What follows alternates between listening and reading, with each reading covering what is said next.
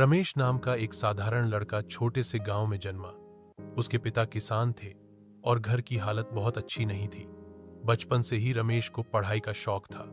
जब उसके दोस्त खेतों में खेलते, वह मिट्टी में पड़ी कीड़े मकोड़े को उठाकर उन्हें ध्यान से देखता और उनके बारे में सोचता।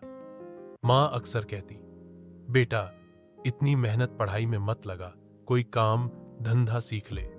लेकिन रमेश का सपना बड़ा था। वह वैज्ञानिक बनना चाहता था। आर्थिक स्थिति खराब होने के कारण उसे पढ़ाई में कई मुश्किलें आईं। कई बार तो किताब खरीदने के लिए पैसे नहीं होते। वह गांव की पुरानी लाइब्रेरी से धूल भरी किताबें लेकर पढ़ता। रात को दिए की मंद रोशनी में वह विज्ञान के सिद्धांत समझने की कोशिश करता। कई बार भूखा रहकर भी पढ़ाई जारी रखता। स्कूल में उसे अक्सर लोग चिढ़ाते थे, वैज्ञानिक बनेगा, पहले पेट पालना सीख। लेकिन रमेश ने हार नहीं मानी। उसने मेहनत से पढ़ाई की और छात्रवृत्ति हासिल की। कॉलेज में पहुंचकर उसकी जिज्ञासा और बढ़ी। वहां भी हालात आसान नहीं थे, कभी लैब की कमी, कभी पैसे की।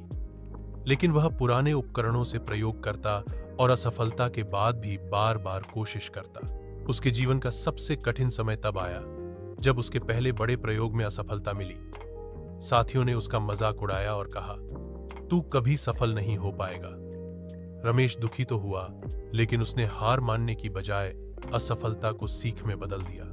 वह कहता, विज्ञान का असली रास्ता असफलताओं से होकर ही जाता है। लगातार प्रयास और संघर्ष के बाद आखिरकार रमेश ने एक महत्वपूर्ण खोज की। उसने ऐसा सस्ता उपकरण बनाया जिससे किसानों को सिंचाई में मदद मिली।